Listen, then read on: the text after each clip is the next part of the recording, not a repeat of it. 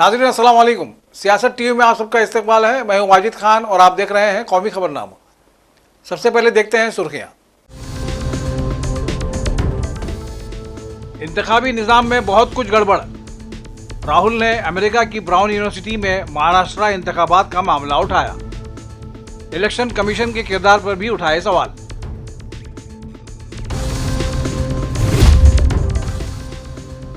Supreme court ने मगरिबी बंगाल में फौरी तौर पर सदर राज नाफिज करने की अपील मुस्तरद कर दी। नीम फौजी दस्तों की तैनाती के अहकाम जारी करने से भी इनकार।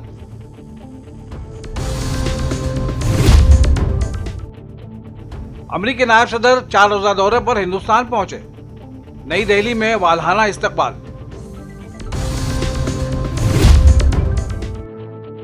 दिल्ली मेयर का इंतखाब लड़ने से आम आदमी पार्टी का इनकार। कहा कि हम खरीदो फरोख्त की सियासत पर यकीन नहीं रखते। बीजेपी को बनाया कड़ी तनकीद का निशाना।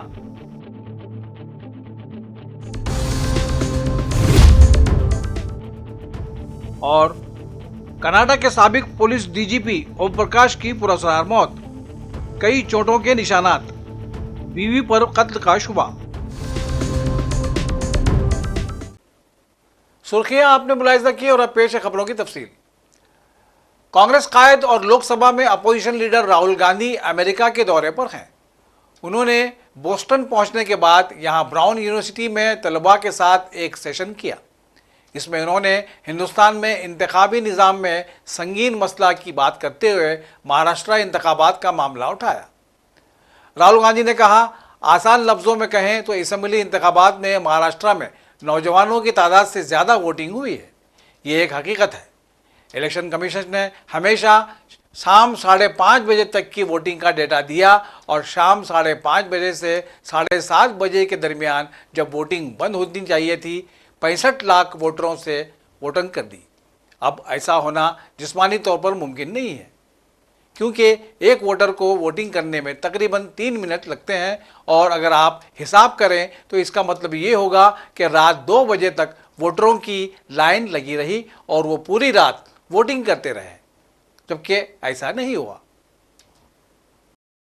सुप्रीम कोर्ट ने मुर्शिदाबाद में वक्फ तरमीमी एक्ट के खिलाफ एहतजाज के दौरान मुबैना तौर पर शुरू होने वाले फ़िरक़ावाराना और सियासी तशद्दुद के पेश नज़र मगरिबी बंगाल में सदर राज नाफिज करने और नीम फौजी दस्तों की फौरी तैनाती की दरख्वास्त पर कोई फौरी हिदायत देने से आज इनकार कर दिया।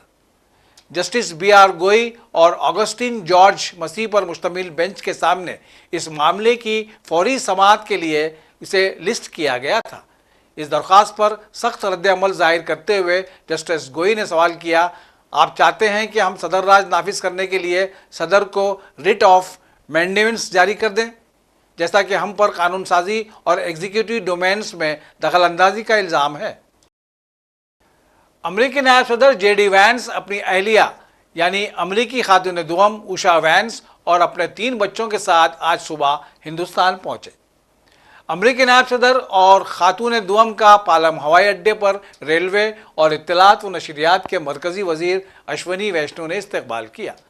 अमरीकी नायब सदर का पालम एयरपोर्ट पर रस्मी इस्तकबाल किया गया और हवाई अड्डे पर उनका इस्तकबाल हिंदुस्तानी ओडिसी क्लासिकी रक़्स के साथ किया गया।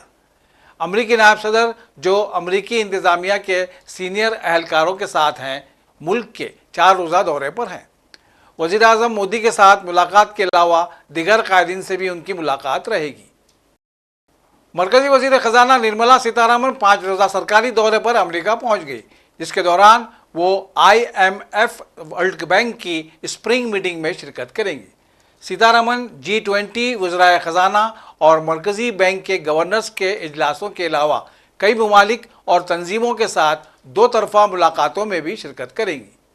20 अप्रैल से शुरू होने वाले सैन फ्रांसिस्को के अपने 2 रोज़ा दौरों के दौरान Sitharaman Stanford University, San Francisco के हॉवर्ड यूनिवर्सिटी और विकसित भारत की बुनियाद रखने पर एक कलीदी खुतबा देंगी, जिसके बाद फायरसाइड चैट सेशन होगा।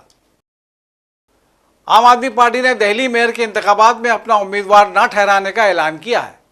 साबिक वज़ीर आला आतिशी और सौरभ भारद्वाज ने एक मुश्तरका प्रेस कॉन्फ्रेंस से खिताब करते हुए यह ऐलान किया। इस मौके पर उन्होंने बीजेपी को कड़ी तनकीद का निशाना बनाया और कहा कि बीजेपी पर हर सतह पर धांधलियां कर रही है, लेकिन आम आदमी पार्टी खरीद और फरोख्त की सियासत पर यकीन नहीं रखती। भारतीय जनता पार्टी देश भर में जहां जहां चुनाव हारती है वहां वहां पर साम दाम दंड भेद, चाहे डराकर धमकाकर या लालच के माध्यम से पिछले दरवाजे से सरकार बनाने की कोशिश करती है।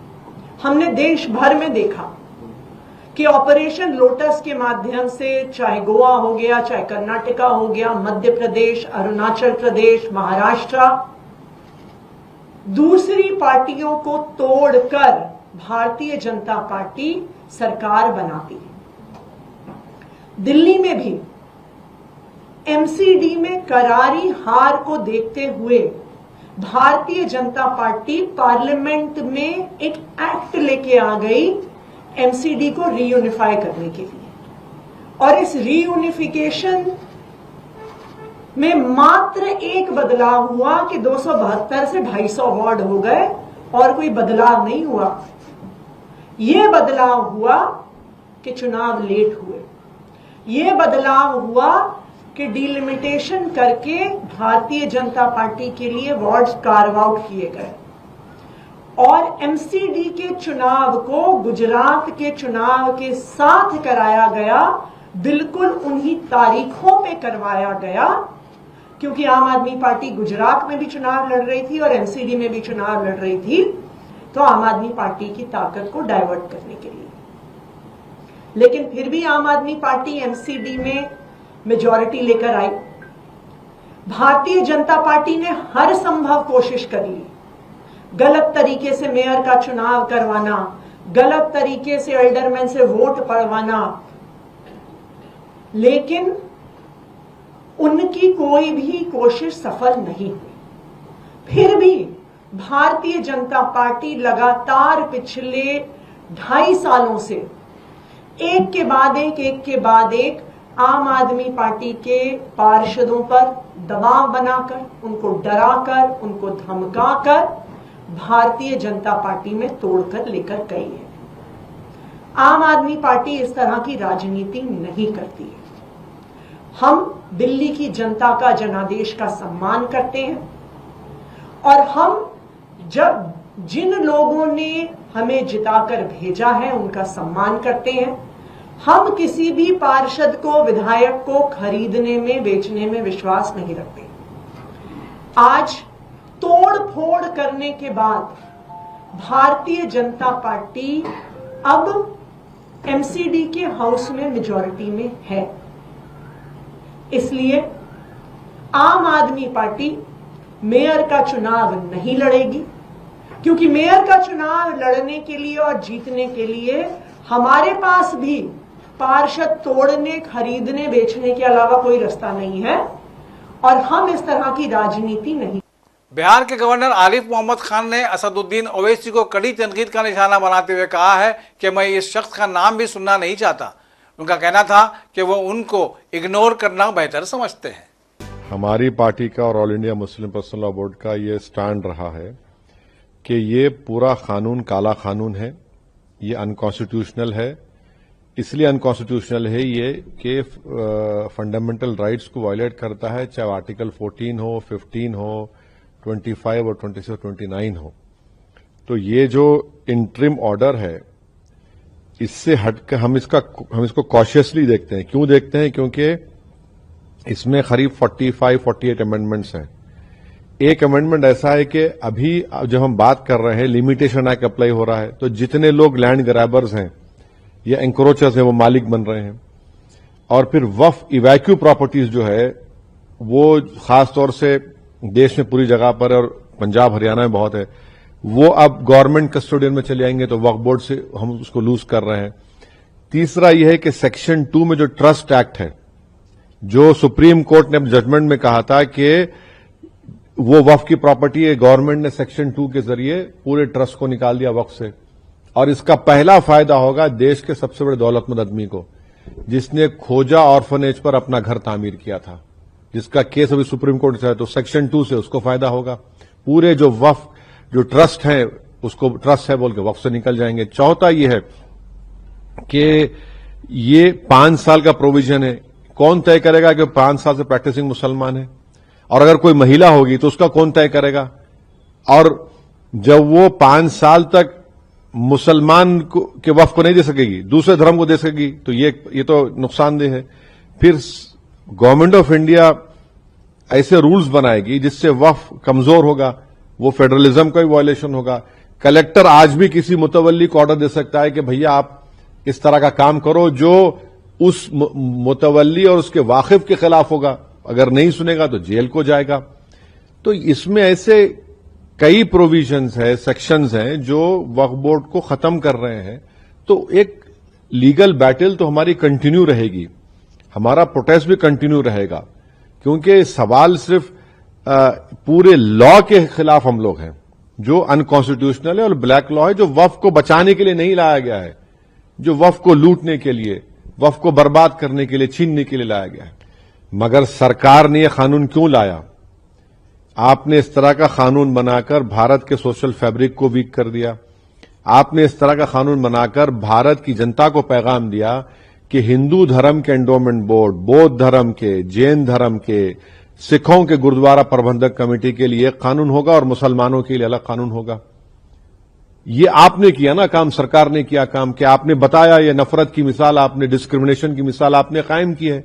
हम तो कह रहे थे पार्लियामेंट के अंदर ज्वाइंट वर्किंग कमेटी में, हमने टाइसन नोट भी दिया। ये तो सरकार की जिम्मेदारी है। सरकार की इस गलत फैसले की वजह से आप टारगेट कर रहे हैं मुसलमानों के ईमान को, मुसलमानों की मस्जिदों को, दरगाहों को, इमाम बाड़ों को। और अब कैसे उम्मीद करेंगे कि कोई गयूर मुसलमान आपके सामने सर झुका देगा, आपके कानून को एक्सेप्ट कर लेगा जो कॉन्स्टिट्यूशन के खिलाफ है, फ्रीडम ऑफ रिलीजन के खिलाफ है, आर्टिकल 26 का ग्रेव वायलेशन है।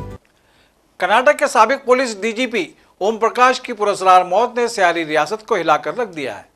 उनकी लाश HSR लेआउट के एक 3 मंजिला घर के ग्राउंड फ्लोर पर मिली। पुलिस का कहना है कि ओम प्रकाश को चाकू से मारा गया था, जिसके बाद उनके जिस्म पर कई गहरे जख्मों के निशान पाए गए। पुलिस ने फौरन तहकीकात का आगाज किया और इस हवाले से उनकी बीवी पल्लवी और बेटी से भी पूछगछ शुरू कर दी है। पुलिस के मुताबिक ओम प्रकाश ने कुछ वक्त पहले अपनी जान को खतरा होने की बात कही थी, जिसकी वजह से इब्तिदाई तहकीकात में यह शुबा जाहिर हो रहा है कि उनकी मौत में उनकी अहलिया या फिर किसी करीबी रिश्तेदार का हाथ हो सकता है। पुलिस का कहना है कि एक तेज़धारी शय से उनका कत्ल किया गया है। उनकी मौत की तफ्तीश जारी है और पुलिस मुख्तलिफ जावियों से मुअम्मा हल करने की कोशिश कर रही है। Today afternoon around 4:30 we got an information regarding this particular incident. The Hoysala vehicle attended immediately. We came to know about this incident of death of our ex-DG and IGP Shri Om Prakash. Currently the son of Mr. Om Prakash, he has been contacted. He is giving a complaint against this particular incident. Once the complaint is given, FIR will be registered and further investigation to the case will be taken up. What is the motive, murder motive? See, immediately we cannot reach into the details and motive of the complete incident that has happened. So once the case is registered, a detailed investigation will be taken up. Every single aspect that pertains to the background of this particular case will be investigated, and we will be able to know what exactly is the reason behind it. So any arrested related to this? Immediately there are no arrests. So it looks like from the initial information that is there that things may be internal in nature, but we are still to. But still, we see all these things will take time to be determined. But yes, every single aspect that will be ensured to be looked into, and then only will be in a position to tell exactly what exactly happened. It seems that some sharp weapon has been used because there is a lot of blood loss, because of which that it seems the death has happened. Now postmortem is going on as tomorrow. So once the FIR formalities are complete, so we'll give the requisition for postmortem, and once the postmortem is complete, further formalities will be taken up. Jammu Kashmir boats federation ने कश्मीर की डल झील में boats के मुकाबलों के लिए तमाम तर तैयारियां मुकम्मल कर ली हैं। महकमा सयाहत का कहना है कि अब के सीजन में सयाहों के बड़े पैमाने पर श्रीनगर आमद एक खुश आमद बात है और इस बात की तवक्को जाहिर की है कि डल झील में बोट्स के मुकाबले यकीनन आलमी तवज्जो हासिल करेंगे। ज़्यादा जो इंटरेस्ट है हमारे जो नौजवान हैं उनमें इस ड्रैगन बोट का नॉर्मली जब ड्रैगन बोट की बात करते हैं तो लोग केरला और बाकी स्टेट्स की बात करते हैं, लेकिन पहली बार ये कुछ सालों से स्टार्ट हुआ है, लेकिन जो यहाँ की जो फेडरेशन है ड्रैगन फेडरेशन, उन लोगों ने बहुत ज़्यादा सपोर्ट किया है यहाँ के जो बच्चे हैं उनको किसी तरीके से ये भी उस लेवल पे आ जाएं। और आज मुबारकबाद करता हूँ कि जो फेडरेशन है और जो इनके स्पॉन्सर्स हैं खैबर सीमेंट, जिन लोगों ने इन सबको एक साथ रखे, अब ये दिल्ली जाएंगे, वहाँ बालसवा लेक में जो फेडरेशन कप है उसको खेलेंगे और उम्मीद करते हैं कि वो बहुत अच्छा खेल कर आ जाएं। मैं उम्मीद करता हूं कि इनको भी यहाँ जो फैसिलिटीज़ है, जो बेसिक फैसिलिटीज़ है वो मिल जाएं, जिस तरह इनको ड्रैगन बोट की ज़रूरत है वो होनी चाहिए। और what better than doing it in the Dal Lake. तो मुझे लगता है बहुत चीज़ें करनी है। अभी आज ये दिल्ली चले जाएंगे, I am coming here for a flag of ceremony, उसके बाद ये जाएंगे दिल्ली, उसके बाद वहाँ खेल के आएंगे। और the promotion of water sports, specially जो ड्रैगन स्पोर्ट्स है, उसको प्रमोट करने के लिए कितना जरूरी है फिर इस तरह के इवेंट्स यहाँ होने? बहुत जरूरी है। जिस सिटी या स्टेट में लेक्स हैं और उसमें अगर आप वाटर स्पोर्ट एक्टिविटीज करते हैं और वो भी वैसे एक्टिविटीज कर रहे हैं जो एक्चुअली फ्यूचर है वाटर स्पोर्ट्स का, तो मुझे लगता है बहुत इंपॉर्टेंट है। आई एम श्योर कि ये एक नया कॉन्सेप्ट है जम्मू कश्मीर के लिए, लेकिन इनको जितना भी सपोर्ट चाहिए, चाहे वो स्पोर्ट्स अथॉरिटी है, स्पोर्ट्स काउंसिल है, टूरिज्म डिपार्टमेंट है, उनसे हम इनको फुल सपोर्ट करेंगे। लेकिन आज की डेट पे हम उम्मीद करते हैं जब आए तो फ्लाइंग कलर से वापस आकर हमारे लिए मेडल लाए। अगर नहीं भी लाते हैं, लेकिन हम इनको ये वादा जरूर करते हैं कि अगली बार जब ये जाएंगे तो इनकी फैसिलिटीज बहुत इंप्रूव होंगी। क्वेश्चन कर शीश साथ साथ में हम ये भी आपसे जानना चाहेंगे, क्योंकि अपार्ट फ्रॉम द नॉर्मल जो एजुकेशन है, सिलेबस है, स्पोर्ट्स एक अच्छा रोल प्ले कर रहा है एक स्टूडेंट के लिए, कि इन फ्यूचर इसको डिफरेंट बेनिफिट्स मिलते हैं, शायद इसके में यहाँ के यूथ अच्छे इंटरेस्ट दिखा रहे हैं। बहुत इंपॉर्टेंट है। और जम्मू कश्मीर में आपने देखा होगा कि जो यंगस्टर्स हैं वो बहुत ज्यादा अब इसमें इंटरेस्ट दिखा रहे हैं, चाहे वो वाटर स्पोर्ट्स हो या किसी भी टाइप का स्पोर्ट्स हो। क्रिकेट तो पहले भी नॉर्मली जब हम पहले देखा करते तो क्रिकेट और फुटबॉल में बहुत इंटरेस्ट हुआ करता था। ये जो एक अनयूजुअल और बहुत एक इंटरेस्टिंग कॉन्सेप्ट लोगों में स्टार्ट हुआ है कि हर एक स्पोर्ट्स में इन्वॉल्व करना बच्चों को, तो एक बहुत इंपॉर्टेंट है। इससे एक चीज तो आपको बहुत होगी कि जहां आजकल ड्रग्स की वबा फैली है, जब यहाँ के बच्चे इसमें इन्वॉल्व हो जाते हैं तो आपको उधर से टैलेंट निकलता है और जो अच्छी चीजों में हमारे जो बच्चे हैं वो इन्वॉल्व हो जाते हैं। बहुत एक अच्छा कॉन्सेप्ट है, वेरी गुड स्टार्ट। मुझे लगता है इसमें जितना भी हमारी गवर्नमेंट, उमर अब्दुल्ला साहब की गवर्नमेंट सपोर्ट करेगी और जितना भी कर सकते हैं उतना करेंगे हम लोग। दिल्ली में दिल्ली ड्रैगन बोट एसोसिएशन और Dragon Boat Federation of India organise कर रहा है फेडरेशन कप 21 से, जिसमें हर एक स्टेट से, हर एक यूटी से टीम जा रहा है। तो हमारे स्टेट यूटी से भी ये टीम जा रहा है, जो कल से इंशाल्लाह शुरू हो जाएगा। वहाँ पर हमारे पास टैलेंटेड लड़के हैं, बिकॉज ये तो डल में ही पैदा हुए हैं, और हमारे अल्लाह की अनायत है कि हमारे पास बहुत ब्यूटीफुल वाटर बॉडीज है। तो उसका फायदा उठा के हमें एक्सपेक्ट है कि ये वहाँ से मेडल लेके आ जाएंगे। ये अभी हम जा रहे हैं दिल्ली खेलने, जो बलसवा लेक में हो रहा है। हमारा dragon boat Indian traditional sports federation वो ऑर्गेनाइज कर रही है। हमारी यूटीसी भी टीम जा रही है। हमारे बड़े टैलेंटेड लड़के हैं, क्योंकि टैलेंट हमें बहुत सारा है, बस ये है कि फैसिलिटी थोड़ी कम है हमारे पास। क्योंकि अभी हमारे जो तनवीर साहब है, जो हमारे एमएलए यहाँ से, उन्होंने हमको भरोसा दिया है कि वो हमको बोर्ड दिलाएंगे। हमारे जो खैबर जो मेन स्पॉन्सर है, क्योंकि जिनकी वजह से भी हम लोग जा पा रहे हैं, उन्होंने भी बोला कि जब हम पैडल देंगे उनको। तो कितना अच्छा रहता है जब इस तरह की एक्टिविटीज होती है। तो उम्मीद करेंगे इन फ्यूचर हमारे यहाँ ड्रैगन स्पोर्ट्स भी बढ़ेगा। हाँ सर, जरूर बढ़ेगा सर, क्योंकि जब सपोर्ट बाहर से मिलेगा तो सर बच्चे आहिस्ता आहिस्ता आगे बढ़ेंगे इस गेम में। वाटर स्पोर्ट्स यहाँ पर कयाकिंग, कनाइंग खेला जा रहा है, तो ड्रैगन किस तरह का गेम है? सर ड्रैगन बोट में सर वो 12 बंदे बैठते हैं। एक तो हेलम होता है, दूसरा हेलम होता है, दूसरा ड्रमर होता है, बाकी 10 पैडलिंग पे होते हैं। जैसा ड्रमर बीट जैसे देता है, बाकी पैडलर वैसे पैडल उठाते हैं। जैसी बीट पड़ेगी वैसा पैडल उठाना है। ये पूरा सिंक्रोनाइजेशन में चलता है सारा गेम। होपफुली हमारी टीम अच्छी परफॉर्म इंशाल्लाह जरूर। अभी तक किया है, पहले भी, इंशाल्लाह आगे भी करेंगे।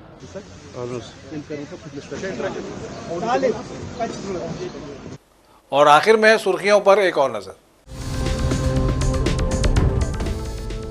इंतखाबी निजाम में बहुत कुछ गड़बड़। राहुल ने अमेरिका की ब्राउन यूनिवर्सिटी में महाराष्ट्र इंतखाबात का मामला उठाया। इलेक्शन कमीशन के किरदार पर भी उठाए सवाल।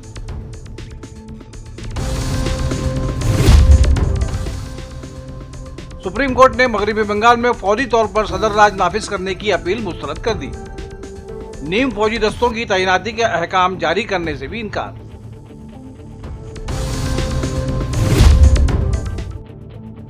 अमरीकी नायब सदर 4 रोजा दौरे पर हिंदुस्तान पहुंचे। नई दिल्ली में वालहाना इस्तकबाल।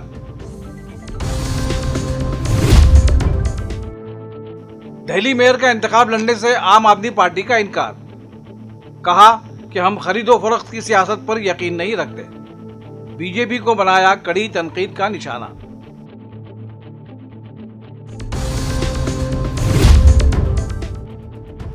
और कनाडा के साबिक पुलिस डीजीपी ओम प्रकाश की पुरस्कार मौत। कई चोटों के निशानात। बीवी पर कत्ल का शुबा। इसी के साथ कौमी खबरनामा यहीं अपने इख्तिताम को पहुंचता है। सियासत की पूरी टीम के साथ वाजिद खान को दीजिए इजाजत। अल्लाह हाफिज।